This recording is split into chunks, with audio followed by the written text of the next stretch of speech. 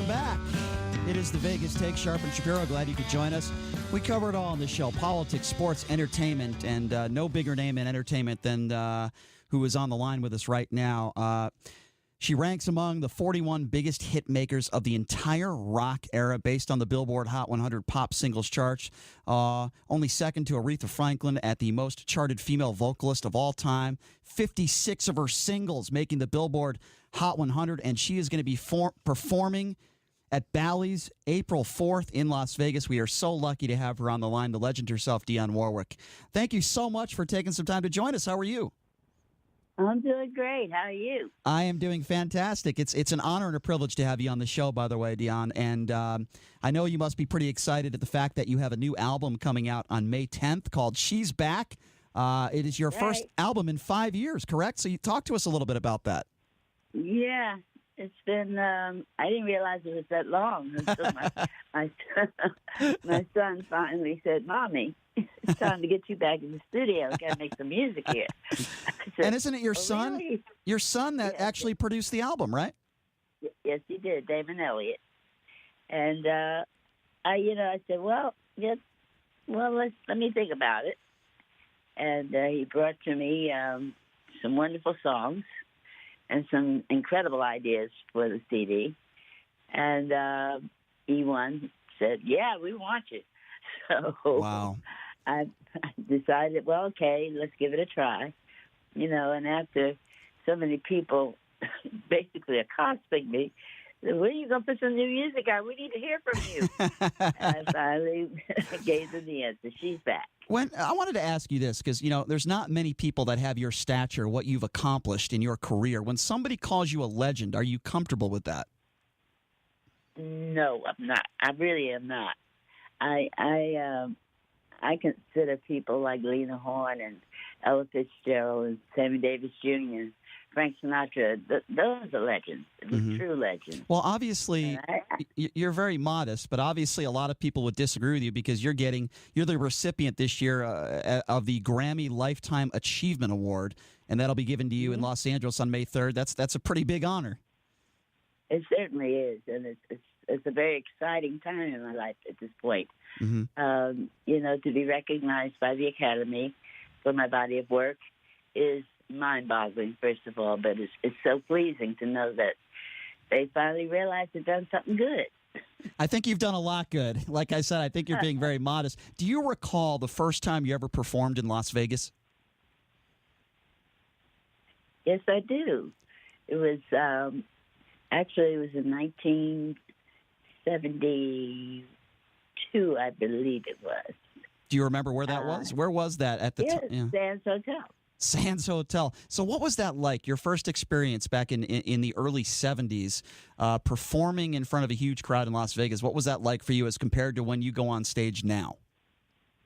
It was wonderful. It was, first of all, working at the Sands Hotel, which was considered the place to work, was a joy.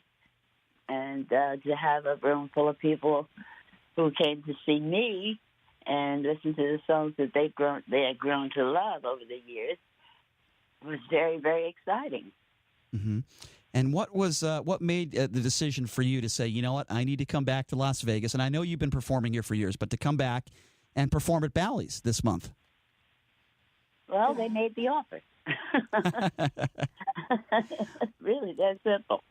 And I haven't played Vegas in quite a while, so it felt like it was time for a lot of these things that are happening to me now and for me to make them a reality. Fair enough. No doubt, no question. Take me back to when you were a child or a teenager. Did you ever dream that you would have had the career and continue to have the career that you've had? Did you ever think that you would be who you are today and you'd have millions of fans all over the world, just loving your music and just dying to be able to see you in concert? I mean, did you ever dream about that when you were a child? No, to be perfectly honest with you. Yeah. Doing what I'm doing now was never really a part of what I intended to do.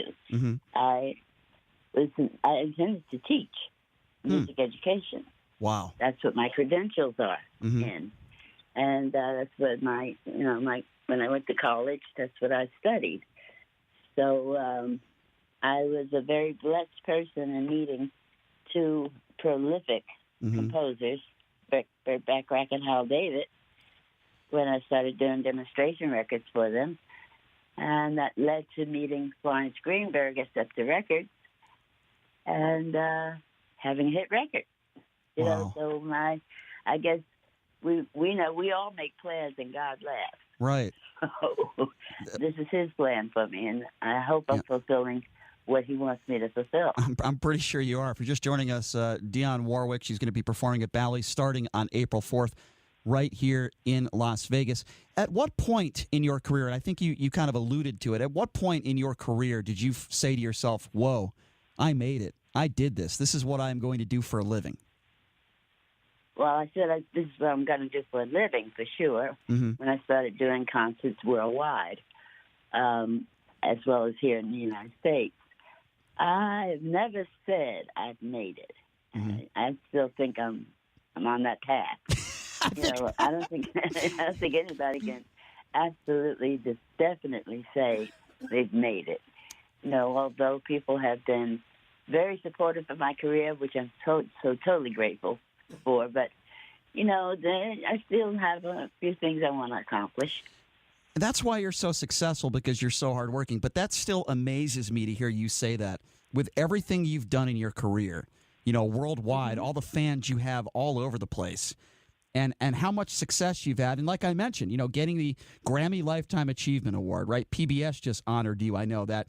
And you were just named the 2019 ambassador to the Smithsonian Institute's Year in Music. All these awards that you've won, all these hit records, and yet today you're so modest that you still say, well, I'm not sure I've made it. That, to me, that's incredible to hear you say something like that. And maybe that's just the drive that you have to always want to do more, because there's so many people out there, right, where they'll get a hit record. You tell me, Dionne, if you disagree with this or not. But maybe that's the reason why there are so many, with all due respect, so many one-hit wonders out there, because they get that hit record, right? They get that hit single, and they think their life is made, and then they don't realize you don't keep working that hard and have that drive, you might not get another hit album, right? That's for sure. I mean, there are dry periods in everybody's recording career. I know I had them, and it's lovely when you do something again recording wise, and people's ears say, "Oh yeah, that's what I want to hear from her," and it's all of a sudden the peak is there again. Right. I learned a long, long time ago, and it's a lesson that was given to me by my parents, and watching them too. Everything nothing's really given to you. You earn everything, and you kind of have to own what you do. You have to own your craft. You have to really work at it, and then then you begin to reap the rewards for it. So, like I said, I still think I have some things left to do. Yeah, that's very impressive that you're putting out an album after the last 5 years. So you mentioned having a dry period. How long was your longest dry period, you would say? The entire disco era.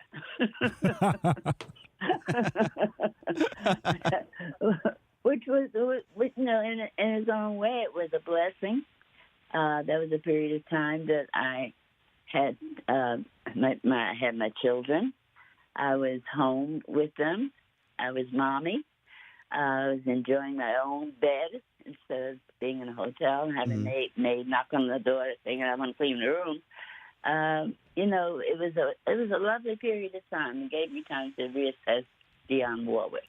Dionne, I am going to give you a loaded question right now. And by the way, thank you so much for your time. And I want to plug this again because you're going to be doing some shows here at Bally's. And I'm going to take my parents to see you because they love you. And I want to ask you this because I'm only 38 years old, right? But I remember when I was a teenager and I listened to alternative rock, right? That's what I grew up with. And my dad in the car would tell me, and my mom, you don't know what good music is. Back in the day, we used to listen to Buddy Holly and Elvis Presley and the Big Bopper, and they named you as well. And now I feel like I'm saying that to younger people, right? I don't like some of the music today. Now look, I'm sure you would agree, there's some great artists out there, a lot of them who haven't been discovered. But here's what I don't like, Dionne. And you're the best person to ask about. I don't like it when someone does a show in Vegas. I won't name any names.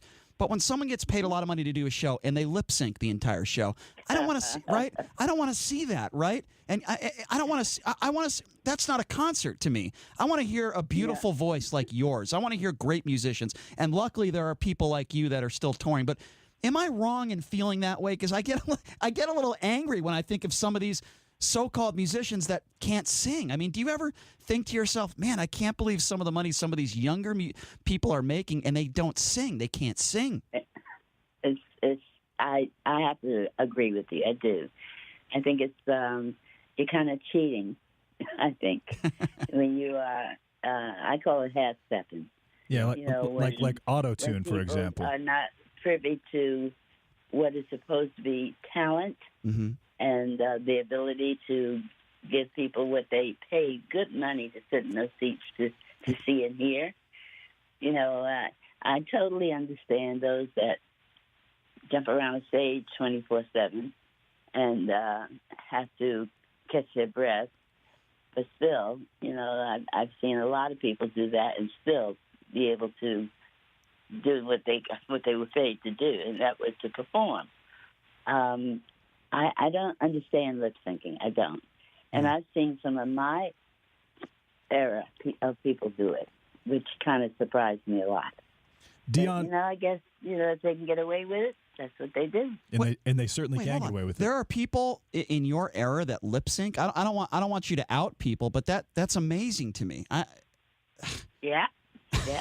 Gosh. You know, I saw Bob Seger perform recently, and he's still got it. He's still pretty good. But Dionne, give me a more modern performer who does it the right way, who's a natural talent, who keeps working at it and doesn't lip sync that you respect. Oh boy. Well, to be perfectly honest with you, I don't know that many of the new era singers or performers. Let me think here for a second. Take your time. We are not in a rush. Yes, we have plenty of time here. Well, there's Usher. Oh, sure. Usher's fantastic, yeah. Yes, she is. Mm-hmm. Let's see. There's Toni Braxton. Mm-hmm. Yeah, Toni Braxton's been around a long time. And, you know, in fact, she had a residency here in Vegas as well. Wonderful. Yeah, she is wonderful. Mm-hmm. How about Adele? I don't know Adele, and of course everybody knows of her. Right. Sure. And I don't know what she does in performance because I've never seen her perform. One name that I certainly would like to bring up is Whitney Houston, and I know that you know your relationship with her over the years, and what a fantastic voice, right? What do you make of that whole situation? Obviously, it's very sad that she's no longer with us. It's a terrible tragedy, but I mean, how about her voice and her talent when she was in her prime? Was there anybody better? Nope. Without a doubt, that's an absolute no. There's nobody better. Yeah, I agree. She had the best voice of all time. Whitney comes from the same family that I am from. Mm-hmm. We come from a singing family. Everybody in my family sings. Mm-hmm. And there's the old saying that the apple doesn't fall that far from the tree. Uh-huh. And it certainly didn't with her. Yes. For sure. No question. Just a couple more quick questions for you, Dionne, and we appreciate your time. You're just joining us. Dionne Warwick going to be performing at Bally starting on April 4th. So every musician, every songwriter has a different path, right? I talk to some people that say they think about lyrics in their sleep, right? Or I have some other people that say they're in the shower and they just start singing a melody or a tune and then they record it. I mean, there's all sorts of different, what has been your process over the years? I'd love to pick your brain on that. How do you think of a melody and write a song? What is Dionne Warwick's process in writing a song? I don't write songs. I sing songs of composers who write for me. Mm-hmm. And their process, I can't give you what their process is. Mm-hmm. The only thing I can tell you about that is when I'm presented a song, of course, I look for a lovely melody. Sure. But I look for words that I feel very happy and proud to say, words that I would say on a daily basis, or things that maybe even you might think of saying. Sure. So lyrics are very, very, very important to me. That's why I paid so much attention to the words that Hal David gave me to say, and every other producer, songwriter that I had sung their works of. The thousands and thousands of shows that you've done over the course of your career, to this very day, what is it that still brings you joy about going on stage? What is it that you still look forward to? And what is your favorite part still today about performing? First of all, I love what I do. Otherwise, I would have said so long a long time ago. I've never wanted to work, and I don't consider what I do work. I consider it a bit of bringing happiness and joy to people's lives. That's what music is really all about. Sure. And that's really all there is to it. As I said, I love what I do. I love to look at my audience and I see big smiles. I see people holding hands, an arm go around the shoulder. Or more than anything else, I love it when people sing with me. And I get a lot of that, which is wonderful.